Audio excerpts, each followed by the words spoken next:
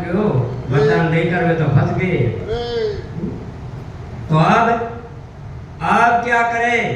एक उपाय है कि क्या अपन कहीं फंस जाते हैं तो बड़ा आदमी होता है उनके पास में जाते हैं कि मेरी रक्षा करो, अब मैं तो फंस गया जानते अनजान में, या मेरी भूल हो गई, मैं फंस गया, पर कुछ भी करके अब मुझको तारो।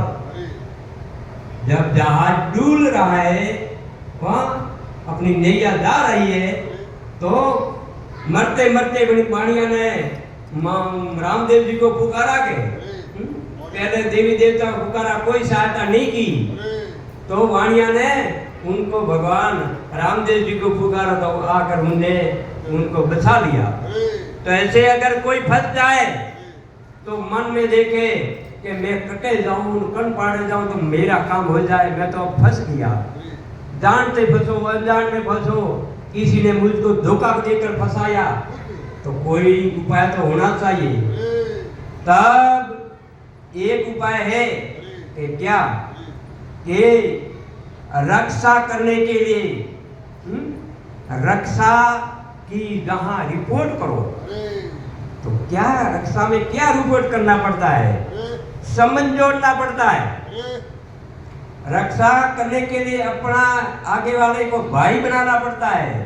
तो धर्म भाई बनने के बाद वो अपने सगे भाई की रक्षा नहीं करेगा और धर्म की रक्षा करेगा, क्योंकि वो पाप की तो रक्षा करनी नहीं है, धर्म की रक्षा करनी है। इसीलिए उसको नाम दे दिया धर्म भाई। धर्म की रक्षा करना है, पाप के लिए नहीं। लक्ष्मी जी को समझाया, वहां जाकर उसने रक्षा मांगी, रक्षे माम सही माम, मैं आपको भाई बनाना चाहती हूँ, मेरे ऊपर कोई आपत आई है। उन्हें वेद नहीं बताया कि इनके ये रानी है, मेरे ऊपर कोई आपत आई है। तो आपको मैंने समझाया कि महान योद्धा है, दानी है, समृद्धिवान, वो राजा बलि, इनके समान कोई रक्षा करने वाला नहीं है। इसीलिए मैं आपके पास में याचना करने आई हूँ, मांगने आई हूँ कि आप मेरी रक्षा करो, मैं त्राहिमाम हूँ। लक्ष्मी जी उनके सामने रुदन करने लगी। अरे कि रुदन क्यों करो? तो मेरी रक्षा करना है। तो कौन है आपको प्रताड़ित कौन कर रहा है? कि जे है वो है, पर रक्षा की मैं आपको राखड़ी बांध दी हूं कि मेरी रक्षा आपको करना पड़ेगा। तो बहन तो मेरी धर्म बहन है, जहां मेरी जितनी हमारी हिम्मत है इतनी आपकी हेल्प करूंगा, मर जाऊंगा परंतु आपके दुश्मन को खैर नहीं रहेगी, मैं आपकी रक्षा हर समय करूंगा। तो बांधा, अब बहन बता दे, तो बताओ। तो ऐसे कहा, बहन भाई का फर्ज होता है, बहन आती है भाई के घर रक्षा बंधन के दिन, जो बहन को इच्छा है वो उनकी इच्छा की पूर्ति करो, ये भाई का फर्ज बनता है। तो इन्हें कहे तुम पहले भोजन पाओ, नहीं पहले मुझको वरदान दो, बाद में भोजन करूंगा। भोजन करने के बाद में तो काम हो गया पूरा, पहले तो उन्हें क्या बताओ?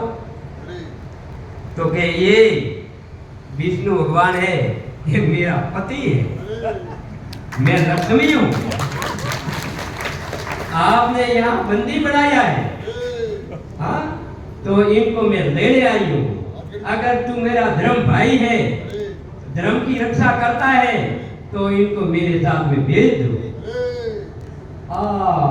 भेज दूंगा, अरे मेरे साथ में तो सर दो बार हुआ, एक बार तो हो गया, दो बार सर हुआ, परंतु बहन है वो बहन, जो मांगा है वो देने की तैयार, परंतु अब यहाँ ही मेरी रक्षा कौन करेगा?